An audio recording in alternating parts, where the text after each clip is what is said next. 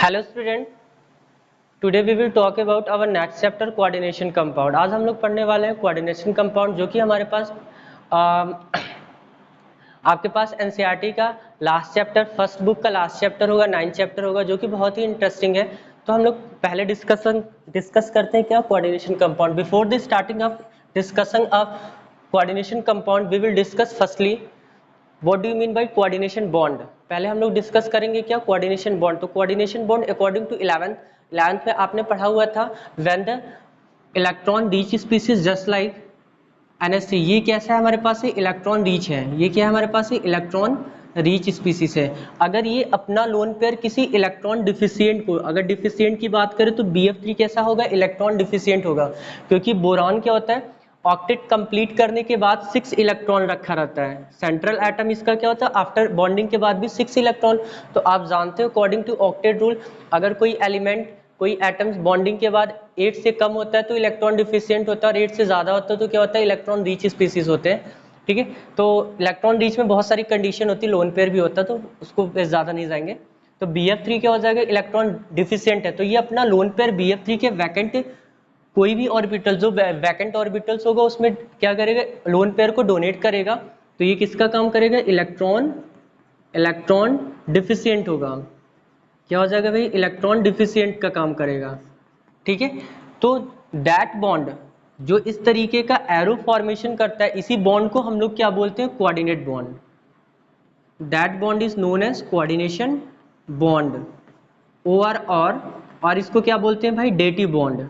Dative bond भी बोलते हैं। ठीक है, तो सिंपल से केस मैंने बताया कि अगर electron rich species electron deficient को अपना लोन पेयर डोनेट करके कुछ इस तरीके का एरो क्रिएट करता है, तो ये एरो क्या होता है भाई, कोऑर्डिनेशन बॉन्ड का फॉर्मेशन करता है। एंड कोऑर्डिनेशन कंपाउंड अब होता क्या, वैन, अब हम लोग देखो, हम लोग इस टर्म को, जो इलेक्ट्रॉन रीच स्पीसीज होगा, हम लोग इस टर्म को लीगेंड बोलेंगे। क्या बोलेंगे भाई हम लोग, ligand, LIGAND, ligand. Is that clear. हम लोग जो इसको होगा, इसको लीगेंड बोलेंगे। लीगेंड मीन दैट जिसके पास लोन पेयर हो या जिस पे नेगेटिवली चार्ज हो। ठीक है, लीगेंड इज नेगेटिवली चार्ज होगा, नेगेटिवली चार्ज। ठीक है, या ओवर लोन पेयर। ठीक है, इलेक्ट्रॉन रिच स्पीसीज क्या होगा भाई, लीगेंट होगा, और जो इलेक्ट्रॉन डिफिशिएंट होगा वो किसकी तरह काम करेगा, वो सेंट्रल मेटल की तरह काम करेगा। तो अभी इसका भी रोल नहीं है, फिलहाल इसका भी देखो। जो हमारे पास, मैं नया टर्म यूज करूंगा कोऑर्डिनेशन कंपाउंड में, लीगेंट यूज करूंगा। तो लीगेंट ऐसा होगा जो इलेक्ट्रॉन रिच स्पीसीज होंगे। यू नो वेरी वेल कि electron rich species there are 2 types. First one is the lone pair होता है, या किस पे क्या होगा, हमारे पास नेगेटिवली चार्ज होगा। ठीक है, तो अब इसकी डिफिनीशन क्या होगी, when ligand or atoms are directly attached with central metal atom। अब मैंने क्या बोला, central metal atom to form this type of bond is known as coordination compound।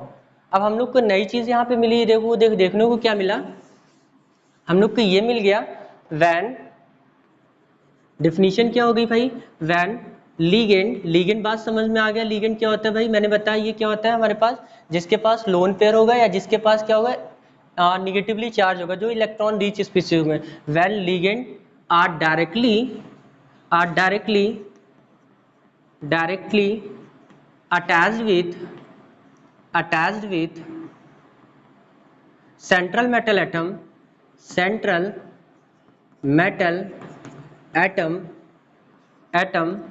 is called central metal atom to form, या तो ऐसे लिखो, by coordinate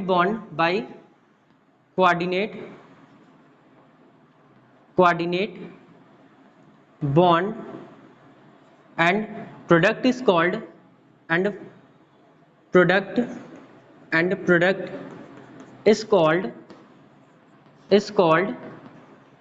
coordination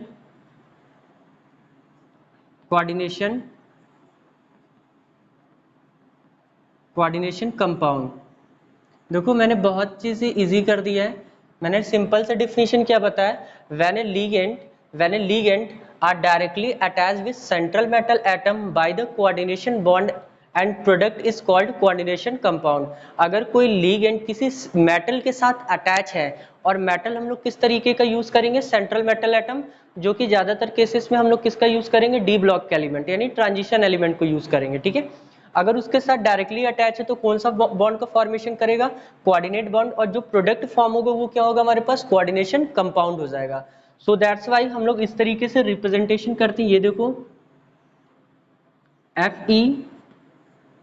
FeCN whole 4, ये whole 6 4 minus, ये देखो कुछ इस तरीके से होगा भाई। ये देखो हमारे पास कोऑर्डिनेशन कॉम्प्लेक्स है, ये कैसा हमारे पास है, कोऑर्डिनेशन कॉम्प्लेक्स भी होता है, कोऑर्डिनेशन कंपाउंड्स भी होते हैं। तो ये हमारे पास कोऑर्डिनेशन कंपाउंड हो गया, ठीक। अब मैंने बोला देखो this one is a ligand, मैंने बोला था ना CN पे निगेटिवली चार्ज, ये क्या होता है हमारे पास इस तरीके से, ये इलेक्ट्रॉन रिच स्पीसीज है, ये सेंट्रल मेटल एटम है। सेंट्रल मेटल एटम कहाँ के ज्यादातर होंगे, ट्रांजिशन मेटल एलिमेंट होंगे, ठीक है। तो इसका वैकेंट ऑर्बिटल में ये अपना लोन पेयर क्या करेगा, डोनेट करेगा और कोऑर्डिनेट बॉन्ड का फॉर्मेशन करेगा।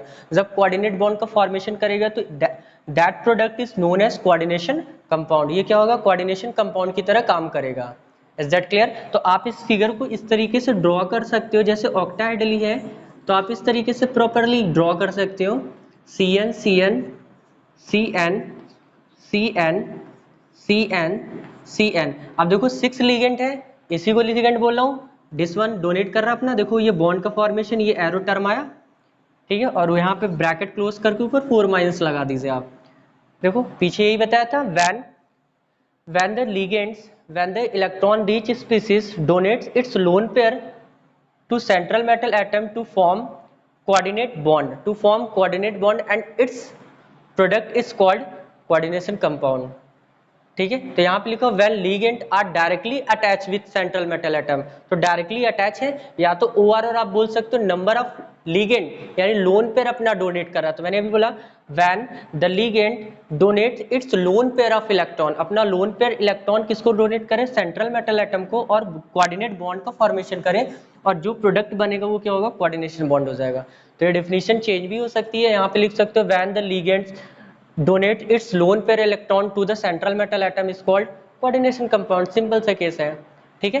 तो अब हम थोड़ा सा आगे और बढ़ते हैं, ये आप राइट कर लीजिए इसको, अब प्रॉपर कॉपी में आप राइट करते चले जाइए, ठीक। नेक्स्ट देखना, मैं इसमें कोऑर्डिनेशन कंपाउंड को देखो किस तरीके से रिप्रेजेंट किया जाता है। दिस वन, एक मैंने कोऑर्डिनेशन कंपाउंड ये प्रॉपरली ये राइट किया हुआ है 6, और ये हो गया, ठीक। तो कोऑर्डिनेशन कंपाउंड ऑलवेज हम लोग के पास स्फेयर के अंदर ही रिप्रेजेंट किया जाता है। तो जो बाहर होते हैं स्फेयर के बाहर होगा, इसको बोलेंगे counter ion, we call them counter ion, ठीक है। ये जो मेटल्स है ये क्या होगा, सेंट्रल मेटल एटम होगा, सेंट्रल मेटल एटम होगा, ठीक है, सेंट्रल मेटल एटम होगा, ठीक। ये क्या होगा हमारे पास, लिगेंड, अभी पीछे बताऊं, ये किस क्या होगा हमारे पास, लिगेंड होगा भाई। ये क्या होगा, ये जो नंबर ऑफ लिगेंड, कितने लिगेंड है, ये दोनों रिप्रेजेंट करेगा कोऑर्डिनेशन नंबर, कोऑर्डिनेशन नंबर को रिप्रेजेंट करेगा, ठीक है। और ये जो स्फेयर है we call them coordination sphere, coordination sphere की बात कर लेंगे, ये क्या होगा, कोऑर्डिनेशन स्फेयर हो जाएगा। तो अभी हम लोगों ने इतना सीख लिया भाई, किसी कोऑर्डिनेशन कॉम्प्लेक्स को रिप्रेजेंट करने का तरीका ये होता है, स्फेयर के बाहर जो भी मटेरियल होगा वो काउंटर आयन होगा। अभी हम सबकी लाइन बाय लाइन बात करेंगे किस तरीके से किसका क्या रोल है। जो यहाँ पे होगा सेंट्रल मेटल एटम होगा, कुछ भी हो सकता है, ट्रांजिशन मेटल में कोबाल्ट हो सकता है, आपके पास निकल हो सकता है, जेडन हो सकता है, ठीक है, कुछ भी हो सकता है। तो मैंने यहाँ लिख दिया सेंट्रल मेटल एटम, ये क्या होगा, लिगेंड होगा, ये क्या होगा, कोऑर्डिनेशन नंबर होगा, we call them coordination number, ठीक है, 6 5 4 2 3 1 वटेवर जो भी। और ये क्या होगा, स्फेयर, कोऑर्डिनेशन स्फेयर। तो एक कोऑर्डिनेशन कंपाउंड के अंदर इतनी सारी चीजें होती हैं, ठीक है। आप इसको जल्दी से रिप्रेजेंट करिए। एक बात देख लो, यहाँ पे एक छोटा सा टर्म है, हम लिगेंड को बोल रहे हैं इलेक्ट्रॉन रिच स्पीसीज, किसकी तरफ बोल रहे हैं भाई, इलेक्ट्रॉन रिच स्पीसीज। तो ये भाई इलेक्ट्रॉन रिच है, तो इलेक्ट्रॉन को डोनेट कर रहा था, तो किसकी तरह काम करेगा, लेविस एसिड या लेविस बेस की तरह। तो किसकी तरह काम करेगा भाई, ये लेविस बेस की तरह काम करता है। आपने पढ़ा हुआ है लेविस बेस की definition, lone pair donor is known as Lewis base. और इसके लोन पेयर को एक्सेप्ट कौन कर रहा है भाई, ये सेंट्रल मेटल एटम एक्सेप्ट कर रहा है, तो वी कॉल देम, इसको हम लोग क्या बोलेंगे, OR और लेविस एसिड। ये क्या हो जाएगा भाई, लेविस एसिड। और जो लोन पेयर को एक्सेप्ट करता है वो क्या होता है, एसिड की तरह वर्क करता है। Is that clear? मेरी बात समझ में आ रही प्रॉपरली? तो इस तरीके से हम लोग ये काम कर सकते हैं। ठीक है, तो इतना आप जल्दी से राइट करो। अब देखो इसके स्ट्रक्चर को आइडेंटिफाई कर, अभी मैं देखो जैसे जैसे टॉपिक बढ़ते जाओगे मैं बताऊंगा किस तरीके से डोनेट करता है, कौन सा वैकेंट ऑर्बिटल है, कौन सा वैकेंट ऑर्बिटल्स नहीं है। ठीक है, इसके स्ट्रक्चर को डिटर्मिनेशन करने के लिए किस तरीके से कंपाउंड ये फॉर्म हो रहा है और इसका स्ट्रक्चर क्या होगा, एक साइंटिस्ट है जिनका नाम था वर्नर साहब, अल्फ्रेड वर्नर। उन्होंने अपना एक्सपेरिमेंट किया और कुछ इस तरीके का कॉम्प्लेक्स का फॉर्मेशन किया और उसका स्ट्रक्चर का प्रेडिक्टेशन किया। ठीक है, तो हम लोग चलते हैं अपने नेक्स्ट टॉपिक पे, जो कि हमारे पास वर्नर साहब जी आएंगे नेक्स्ट, और इनके बारे में बताएंगे ये कैसे क्या हो रहा है। तो अभी मैंने बता दिया कोऑर्डिनेशन कंपाउंड इतने सारी चीजें होते हैं। ठीक है, ये नोट कर लीजिए आप अपने कॉपी में।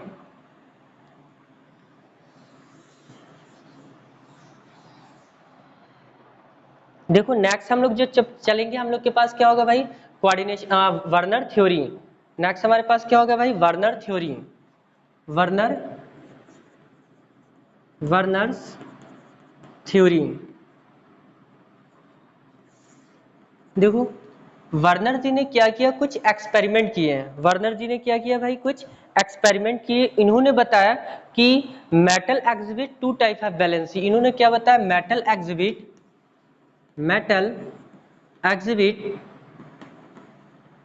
To type of valency, two type of valency.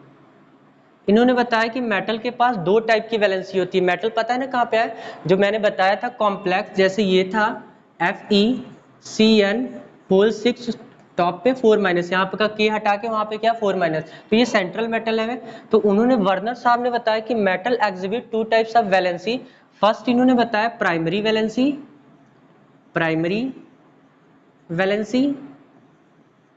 ठीक है, एंड सेकंड बताया सेकेंडरी वैलेंसी। ठीक है, इन्होंने बताया जो मेटल्स होते हैं, मेटल्स के पास दो टाइप की वैलेंसी बताया, एक प्राइमरी वैलेंसी बताया, दूसरा क्या बताया हमारे पास, सेकेंडरी वैलेंसी बताया। अब उन्होंने बताया जो प्राइमरी वैलेंसी होते हैं ये आयनाइजेबल होते हैं।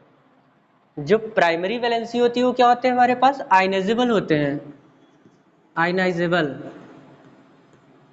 ठीक है, और जो हमारे पास सेकेंडरी वैलेंसी होते हैं ये क्या होते हैं, नॉन आयनाइजेबल होते हैं। क्या होते हैं भाई, नॉन आयनाइजेबल होते हैं, नॉन आयनाइजेबल होंगे। ठीक है, प्राइमरी वैलेंसी आयनाइजेबल यानी आयन के फॉर्म में आएंगे, और सेकेंडरी वैलेंसी क्या होंगे हमारे पास, नॉन आयनाइजेबल होंगे। अब देखो प्राइमरी वैलेंसी को इन्होंने और क्या क्या बताया कि जो प्राइमरी वैलेंसी होती है, पहले हम बात कर ले सेकेंडरी। जो सेकेंडरी वैलेंसी होता है वो स्फीयर के अंदर वाला लिगेंड होता है, स्फीयर के अंदर वाला लिगेंड होता है जो डायरेक्टली अटैच होता है किससे, सेंट्रल मेटल एटम से। ये क्या होता है भाई, दूसरा, पहला नॉन आयनाइजेबल होता है, दूसरा क्या होगा भाई, directly attached with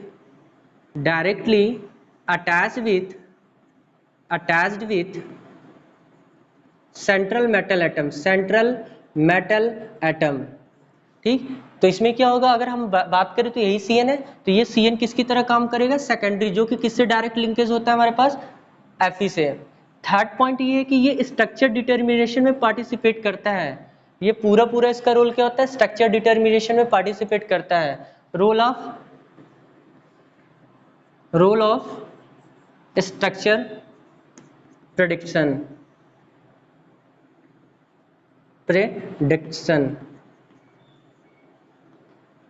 role of structure prediction में काम करता है, यानी इसके हेल्प से आप इसका स्ट्रक्चर बनाओगे। तो तीन चीज मैंने सेकेंडरी वैलेंसी के बारे में पढ़ लिया।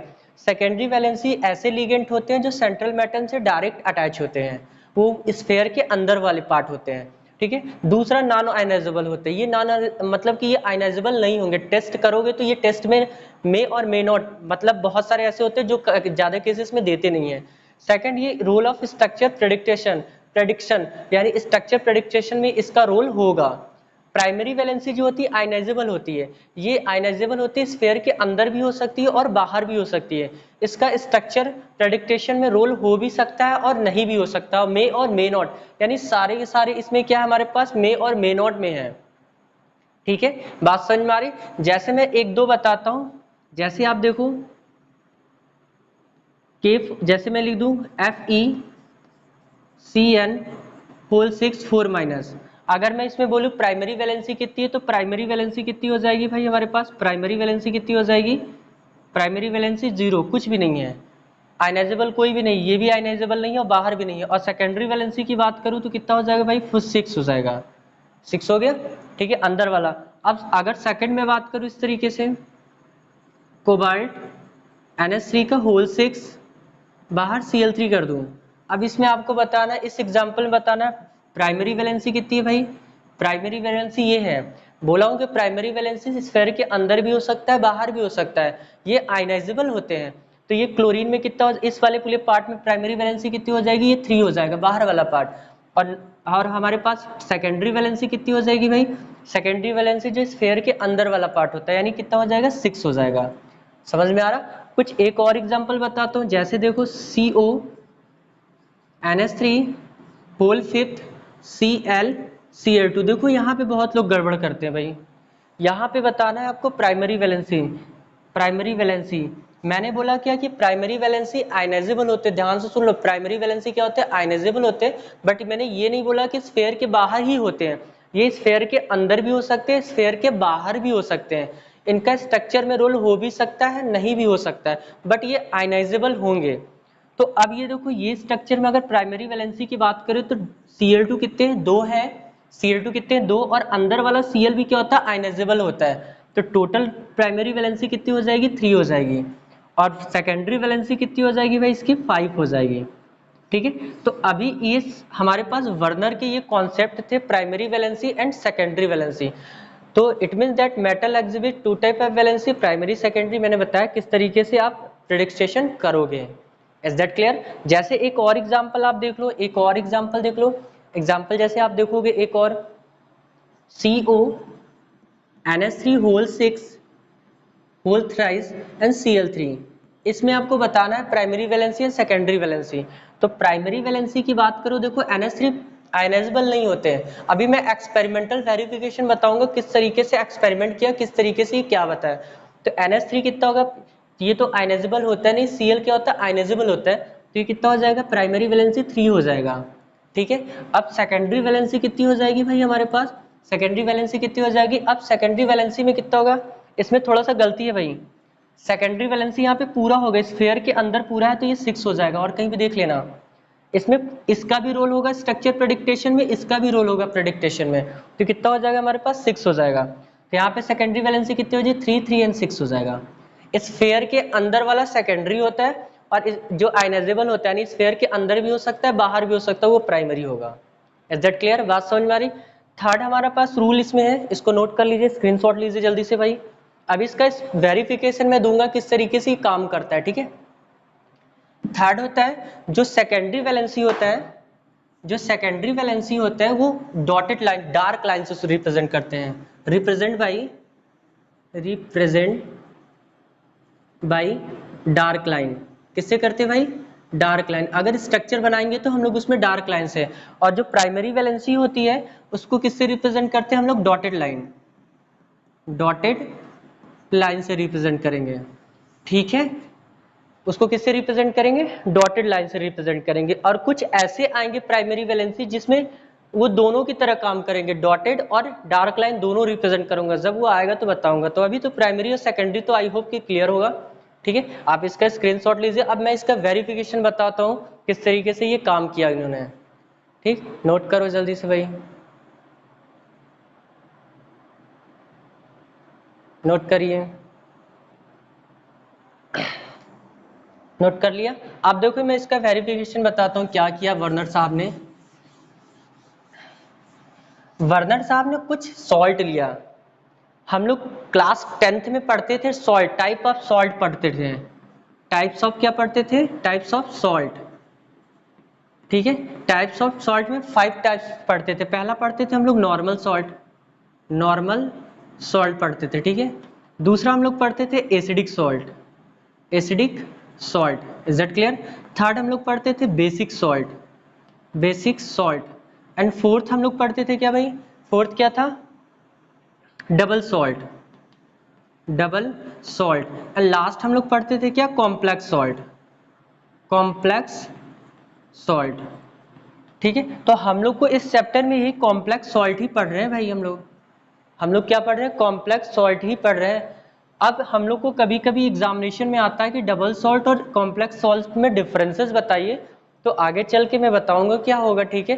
पहले हम बात करते हैं कॉम्प्लेक्स सॉल्ट। तो वर्नर साहब ने अपने थ्योरी में एक कॉम्प्लेक्स सॉल्ट लिया। कॉम्प्लेक्स सॉल्ट कुछ इस तरीके से था, कोबाल्ट थर्ड अमोनिया के साथ, और उसमें एक्सेस में नाइट्रिक एसिड पास करा दिया। कोबाल्ट थर्ड यानी COCl2 लिया और 6NH3 ले लिया। अब इनका एक्सपेरिमेंट देखना, आप इसको नोट कर लेना, ठीक है। इनका एक्सपेरिमेंट देखना भाई, पहला क्या, COCl3.6NH3 ये ले लिया पहला। ये क्या है हमारे पास, कॉम्प्लेक्स सॉल्ट है, ठीक है।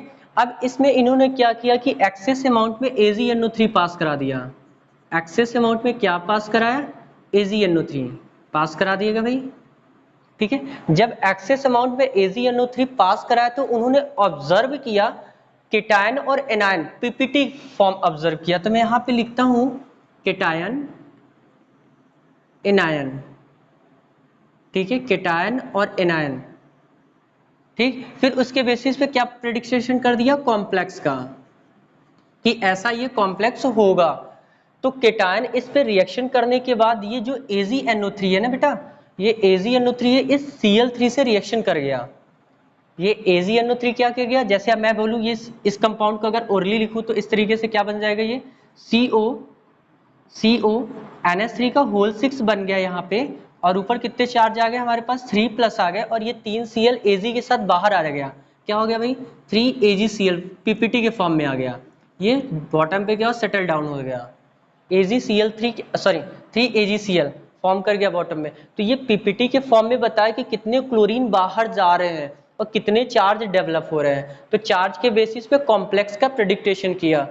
तो ध्यान से सुनो अब क्या बोल रहा हूं मैं, कि इन्होंने बताया एक्सेस AgNO3 को पहले वाले कॉम्प्लेक्स से पास करा, तो उन्होंने ऑब्जर्व किया कि जो नंबर ऑफ केटायन थे वो 1 मिल रहे थे। नंबर ऑफ केटायन कितने मिल रहे थे हमारे पास, 1 मिल रहे थे, और एनायन कितने मिल रहे थे, 3 मिल रहे थे। एनायन कितने मिल रहे थे, 3। इनका रीजन ये कैसे पता किया, कंडक्टिविटी मेथड से पता किया कि कितना एनायन और कितने केटायन मिल रहे हैं। अब इस बेसिस पे इन्होंने कॉम्प्लेक्स बताया कि ये कॉम्प्लेक्स ऐसा होगा, CONH3 होल 6 और ये बाहर Cl3। ये देख लो भाई, ये पहला केटायन और एनायन। तो ये देखो केटायन और एनायन आया कैसे, आप इसको डिसोसिएट करोगे। जब इसको आप डिसोसिएट करोगे तो क्या होगा, 2 पार्ट में डिसोसिएट होगा। एक तो होगा हमारे पास क्या, ये वाला पार्ट जो कि नॉन आयनाइजेबल होता है। ये वाला पार्ट कौन सा होता है, स्फीयर वाला पार्ट कौन सा होता है, नॉन आयनाइजेबल होता है। और ये क्या होता है, आयनाइजेबल होता है। मैंने बताया था ये आयनाइजेबल हो जाएगा, तो ये क्या होगा, इस पे 3+ आ जाएगा चार्ज, और ये 3Cl- आ गया डिसोसिएशन के बाद। तो ये वाला पोर्शन देखो कितना है, 1 है। केटायन क्या है, 1 मैंने लिखा है, केटायन 1, और एनायन कितना मिल रहा है, 3 मिल रहा है, यहाँ पे 3 लिख लिया। तो ये इस बेसिस पे कॉम्प्लेक्स का प्रेडिक्टेशन किया, ठीक। मेरी बात समझ में आ रहा है। और इसका जो कलर बताया उन्होंने, कलर बताया कैसा बताया, येलो कलर बताया। कैसा कलर बताया भाई, येलो कलर बताया, ठीक है। मेरी बात समझ में आ रही है, कैसा कलर बताया, ये येलो कलर बताया। अब देखो उन्होंने सेकंड कॉम्प्लेक्स लिया COCl3। अब NH3 को एक एक कम करते गए, और फिर इसमें एक्सेस AgNO3 फिर से क्या किया, ड्रॉप किया। तो क्या ऑब्जर्व किया उन्होंने, ऑब्जर्व किया कि Ag कितने Cl के साथ बाहर जा रहा था, सिर्फ 2 Cl के साथ बाहर जा रहा था। यानी अब इसके साथ रिएक्शन कर रहा था तो क्या प्रोडक्ट मिल रहा था, CONH3 का होल 5 Cl, कितने क्लोरीन बाहर जा रहे थे, ये तो कितना हो जाएगा, Cl2। अब ये क्या होगा, 3+, 2+, और प्लस क्या हो रहा था, ये AgCl के साथ बाहर जा रहा था, 2 AgCl बन रहा था पीपीटी के फॉर्म में। तो इसके ऑब्जर्वेशन पे इसको बताया फिर से केटायन एनायन। तो उन्होंने ऑब्जर्व किया जो केटायन मिल रहे थे 1 मिल रहे थे, फर्दर हमारे पास एनायन कितने मिल रहे थे, अब 2 मिल रहे थे। एनायन कितने मिल रहे थे, 2 मिल रहे थे। तो जितने एनायन होंगे उसको बाहर क्लोरीन के, मैं कंक्लूजन बताऊंगा लास्ट में। तो इसमें क्या होगा, CONH3 NH3 का होल 5 Cl और ये क्या होगा Cl2 हो जाएगा। और इसका जो इन्होंने कलर बताया, वो कैसा था हमारे पास, पर्पल कलर था। कैसा था भाई, पर्पल कलर था। ठीक है, ये कैसा कलर था, पर्पल था। तो अभी समझ में आ रहा है थोड़ी बात, अभी लिख लो। फिर हम लोग के पास एक कॉम्प्लेक्स फर्दर लिया, COCl3 4NH3 लिया। 4NH3 में फिर से पास करा दिया एक्सेस AgNO3। अगेन ही ऑब्जर्व्ड कि नंबर ऑफ केटायन 1 था और एनायन क्या था, 1 था। धीरे धीरे एनायन का रेशियो कम होता गया। कॉम्प्लेक्स क्या था, CO NH3 का होल 4 Cl2 और Cl था। ठीक है, जो इसका इन्होंने कलर बताया वो कैसा था हमारे पास, ग्रीन कलर था। वो कैसा था भाई, ग्रीन कलर था। ठीक है, और ये स्ट्रक्चर कैसा था, ट्रांस था। ये स्ट्रक्चर कैसा था, ट्रांस। अब इन्होंने सिस लिया, COCl3 4NH3। सिस और ट्रांस सभी को पता होगा। ठीक है, same thing, access NH3 observe किया, क्या 1, ये भी ऑब्जर्व किया एनायन 1। तो क्या होगा हमारे पास भाई, CO NH3 का होल 4 Cl2 और ये क्या हुआ Cl। और जिसका कलर उन्होंने क्या बताया हमारे पास, जिसका कलर बताया उन्होंने वायलेट। जिसका कलर उन्होंने बताया क्या, वायलेट कलर का बताया। ठीक है, ये कौन सा कलर बताया उन्होंने, वायलेट कलर। अब ऑब्जर्वेशन देखो, एक्सेस AgNO3 के साथ रिएक्शन कराया तो जितने AgNO, ये 3 था, ये 3 क्या हो रहा है, बाहर चला जा रहा है। तो एनायन कितने मिल रहे हैं, 1 स्फेयर वाला, और एनायन कितना मिल रहा है, 3 मिल रहा है। देख रहे हो। दूसरा हमारे पास नंबर ऑफ अमोनिया आइटम कम करते जा रहे हैं, 5। तो एक्सेस में कराया तो केटायन 1, तो कॉम्प्लेक्स ये और एनायन कितने क्लोरीन होंगे, बाहर 2 जा रहे हैं। तो हर हाल में NH3 बाहर नहीं जा रहा, आयनाइजेबल होंगे, जो क्लोरीन ही आयनाइजेबल है। एक्सेस AgNO3 के साथ फिर से एक्सेस कराया तो क्या जा रहा था इसमें से, ये हमारे पास ये बनना तो एक क्लोरीन बाहर हो रहा था। फिर लास्ट में हम लोग के पास ये सिस होता है, ये सिस फॉर्म कराया। तो दोनों प्रोडक्ट सेम है, बस कलर क्या हो रहे थे, चेंज हो रहे थे। तो इसके बेसिस पे इन्होंने स्ट्रक्चर का प्रेडिक्टेशन किया और बताया कि किस तरीके से किसका रोल होता है, किस तरीके से। तो अब देखो ये एक्सेस वाला मैटर समझ में आ रहा होगा आई होप आपको, कि ऑब्जर्वेशन क्या किया। तो इस तरीके से उन्होंने कॉम्प्लेक्स कंपाउंड को बताया कि कॉम्प्लेक्स कंपाउंड ये फॉर्म हो सकता है। तो उन्होंने यही बताया कि प्राइमरी और सेकेंडरी वैलेंसी, हम जो पीछे बात कर रहे थे, तो सेकेंडरी वैलेंसी जितने भी स्फीयर के अंदर होंगे वो सेकेंडरी वैलेंसी सारी होगी भाई। और जो आयनाइजेबल होगा, आयनाइजेबल मीन जो आयनाइजेबल हो सकते हैं, तो ये तीनों के तीनों क्या है हमारे पास, आयनाइजेबल हो, क्लोरीन ही आयनाइजेबल है। तो ठीक है, तो अब इन स्ट्रक्चर में क्या होता है, इसमें आयनाइजेबल अगर प्राइमरी वैलेंसी बोलूं तो कितना है, 3 है। इसमें कितने हैं, 3 है। इसमें भी कितने हैं, 3 है। इसमें भी कितने हैं, 3 है। तो प्राइमरी वैलेंसी 3 तो है, बट इसमें क्या हो जाएगा, सब में क्या हमारे पास सेकेंडरी वैलेंसी कितना हो जाएगा हमारे पास, 6 हो जाएगा। तो कोऑर्डिनेशन नंबर इसमें देखो कुछ इस तरीके से बात है, कोऑर्डिनेशन नंबर सब में 6 है। 6 कोऑर्डिनेशन नंबर यहाँ पे भी है, 5 एक क्लोरीन का 6, 4 2 6, 4 2 6। ठीक है, तो कोऑर्डिनेशन नंबर ये किसके लिए था हमारे पास, कोऑर्डिनेशन नंबर 6 के लिए था। अभी पीछे बताया था कोऑर्डिनेशन नंबर क्या होता है, नंबर ऑफ लिगेंड। जितने भी नंबर ऑफ लिगेंड स्फीयर के अंदर होंगे वो क्या रिप्रेजेंट करेंगे हमारे पास, कोऑर्डिनेशन नंबर को। तो यहाँ पे 6 हो गया, यहाँ पे 5 1 6 हो जाएगा, 4 2 6 हो जाएगा, यहाँ पे 4 2 6 हो जाएगा।